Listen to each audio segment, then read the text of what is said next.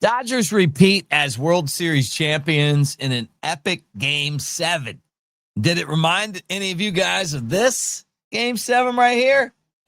It did me. It was intense, and I want to talk about that. And it's also a day after the anniversary of the 2016 Game 7, which was just such a life changer as a guy who's grown up loving the Cubs. Edward Cabrera, could he be the next Cubs pitcher? And a Cubs coach that moves on to the New York Mets that has been a trailblazer that we want to talk about as well. All that right here on the Cubs Baseball channel. Like, subscribe, thumbs up. Let's get the show started. Good to see all you guys on this Monday as we talk baseball, and it is time. This is the time where deals are going to be made. The roster for next year is going to start coming together. And we'll have all that right here every day. Like, subscribe, thumbs up. Let's go.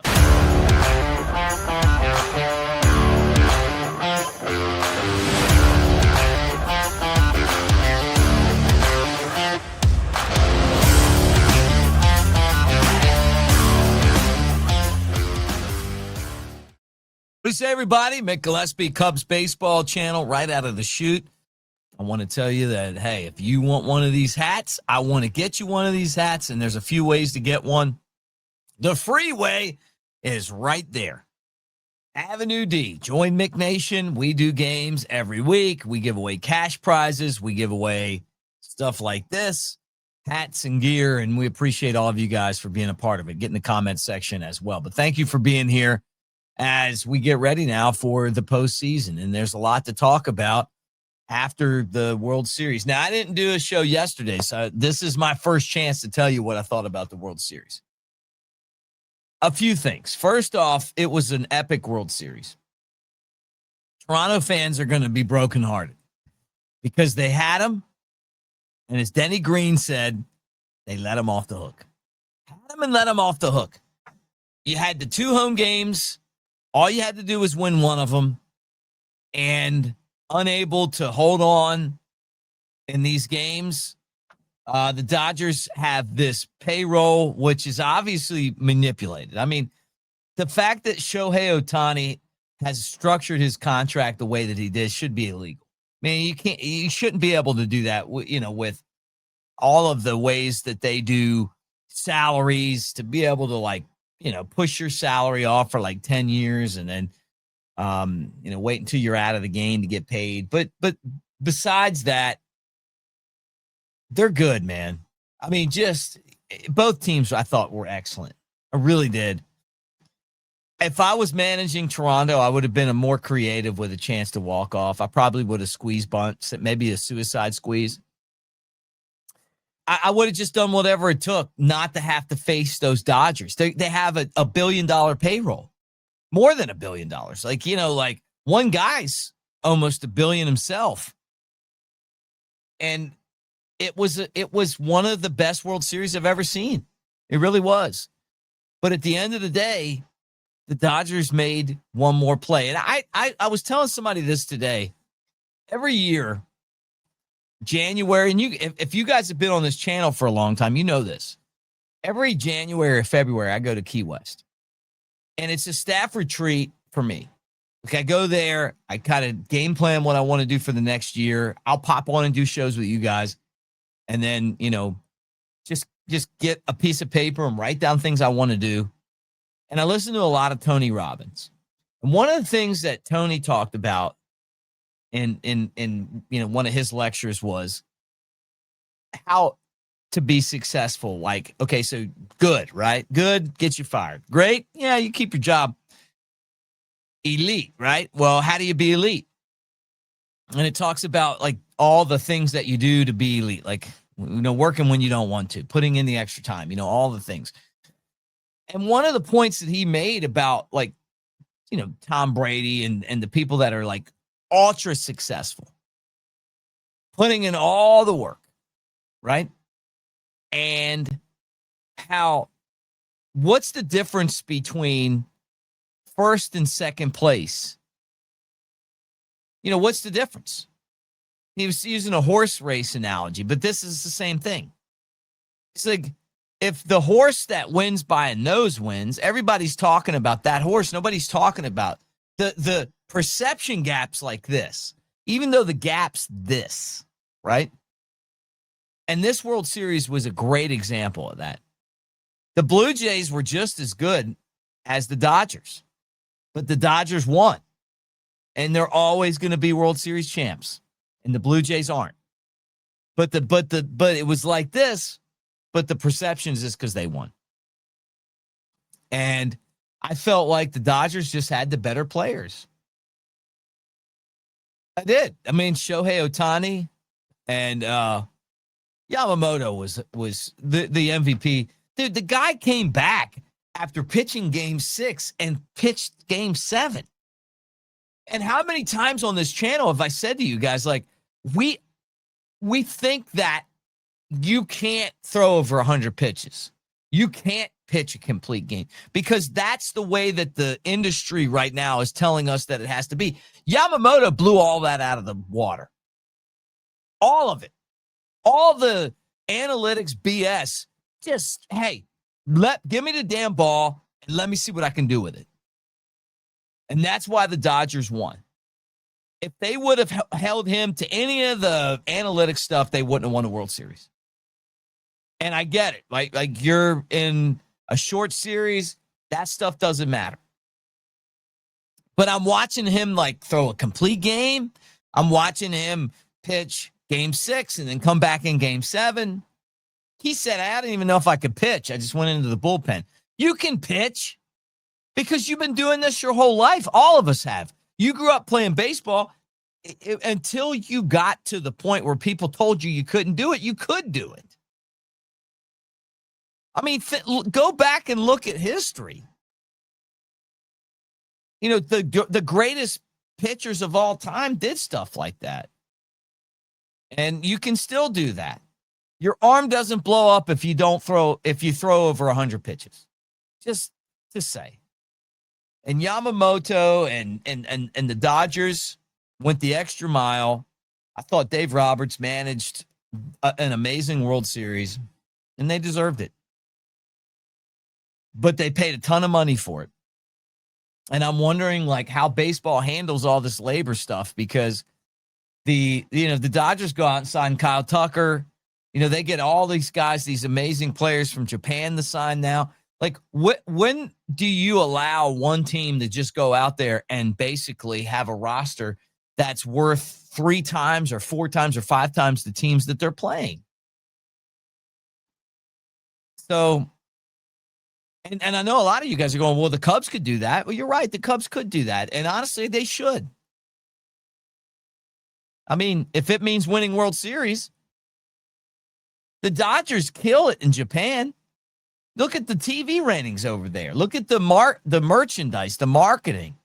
The Dodgers have created an international brand off of Ohtani and Yamamoto and Sasaki and the guys that they have on their roster. So I thought it is what it is. Am I surprised? They were the favorites to win the World Series all year, and they did. But you know what? You still got to come up with the big hits. You still got to get the big outs, and they did that. And it was an incredible World Series. And I'm wondering, like, what Toronto looks like down the road, you know? But I felt like the Cubs could have been in that same spot.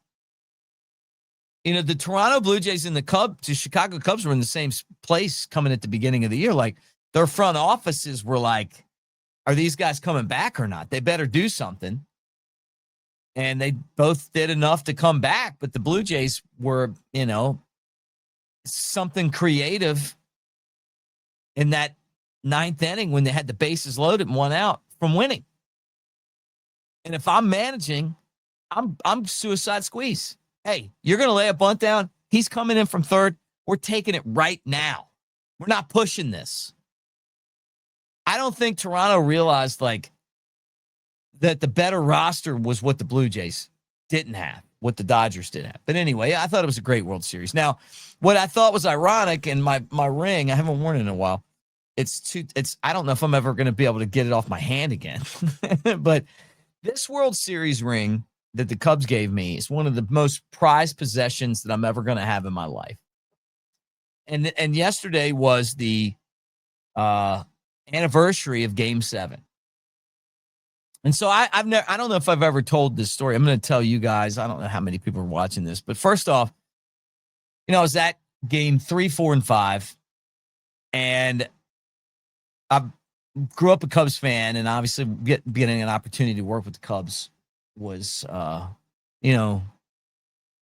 lifelong dream. And and this is personal, so I but this is my channel, so I can talk about what I want.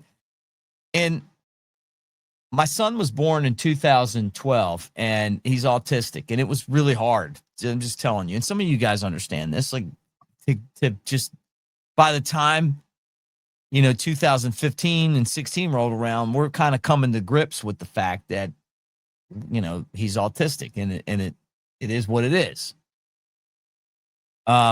And I didn't know if he was ever going to talk. I didn't know what his life was going to be like. He's done really well. And I was in a pretty bad spot. And when the Cubs sent me the form to size the ring, because they were giving me a World Series ring, I don't know why, but it got me out of that funk. It just meant a lot to me. It was just kind of like, holy shit, I'm getting a World Series ring, and and in my life at that particular point, it couldn't have come at a better time. So it's not just that I was around all those guys as they came up. I've been with the organization long before that, still with them. I've loved them even before that I got a World Series ring. It was just the timing of it meant so much to me. And this ring means a ton because of that. Now, I don't know how I'm going to get off my finger. Anyway, 2016, just, as a guy that grew up watching, like, it's still incredible to think about. And it goes back to what I was saying before. The Cubs and the Cleveland Indians were that close. But the Cubs did just enough to win. And in our perception, it's like this, even though it's like this. That's why you got to do all the work that leads up to winning, because that's just how it is, right? Elite and great are so close, but what's the difference? Maybe the extra work that you put in here or there pays off, right? All right. Anyway, let's switch gears here and talk about the Cubs offseason. We talked about Edward Cabrera being a guy who could possibly join the Cubs in a trade at the deadline, right? And the Marlins ended up not trading a starting pitcher. Well, now those headlines are going to be bouncing back. Our friend Patrick Mooney from The Athletic in a story said that, hey, the Marlins are talking about trading Cabrera. They were going to do it at the deadline. They didn't get the deal.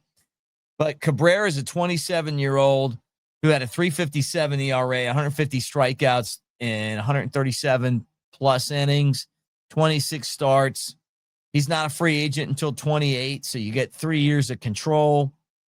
And they know they can get a lot back for him. And this is how the Marlins have kind of made themselves one of those franchises that wins World Series every once in a while.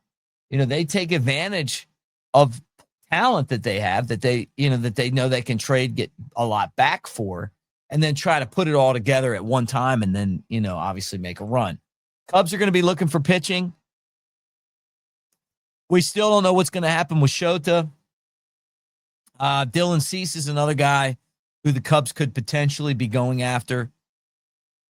And what's going to happen? How healthy is Justin Steele going to be?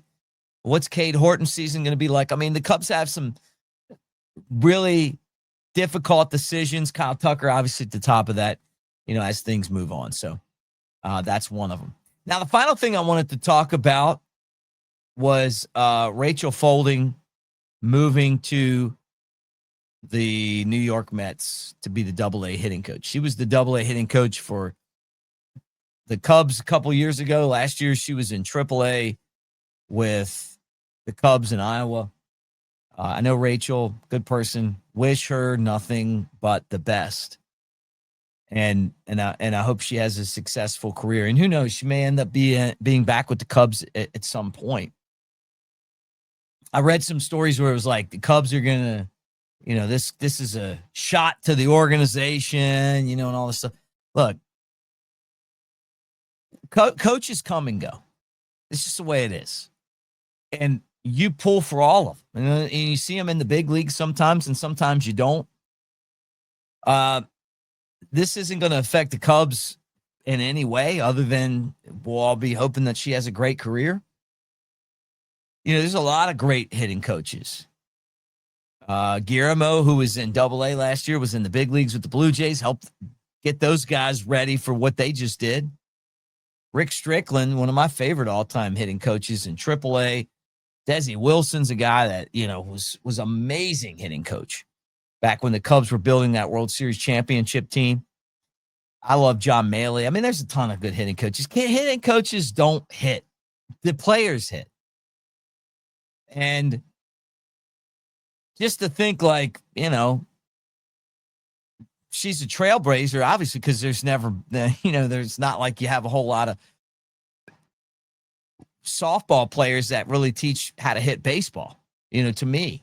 And I think it's really fantastic to see, somebody that played softball and that's a female, kind of embrace baseball and get involved in it and all that stuff. But I don't think this is going to impact the organization like some of the stories that I've read. like you would think that the sky's falling. It's not falling. I've been here 20 years. Nothing's going to change. Tommy B is a great hitting coach. You got a ton of great hitting coaches. Even at the big leagues, great hitting coaches, and the team doesn't hit, they're fired, which is crazy to me. So anyway, but with that said, I really like Rachel. She's a good person, and I wish her nothing but success as she moves on with her career. You guys tell me what you think, though. Get in the comments section. It is crazy that 2016 was that long ago. That's the biggest thing I'm taking from this show. And that my ring, I don't know if I'm going to be able to get it off my finger because it's so tight. But look, you guys get in the comment section. Tell me what you think. Like, subscribe, thumbs up, comment. Thank you for being here. Make sure that you join Avenue D. We got hats to give away. You can also buy them if you want to buy one. $25. That includes shipping. And you get, send me your email address and I'll send them. Or you can do it by winning them. So do it. But anyway, love you guys. We'll talk more baseball. If something breaks, I'll jump on here. If not, I'll talk to you tomorrow. But pretty excited about the offseason. Hey, by the way, we're brought to you by Sevierville, Tennessee, right? The Smoky Mountains. A lot of you go on vacation to the Smokies because Chicagoland dominates the Smoky Mountains. I was just there, and I actually saw live bears. I saw 5 of them, but none of them talked like this one. When you head to the Smoky Mountains, it's only natural to visit Sevierville. Even we had to check it out. And we've been here our whole lives. Experience the adventure of a lifetime. I'm king of the world. Even you can get a bird's eye view of the Smokies. You're going down, Billy. Whoa. Your Smokies start here.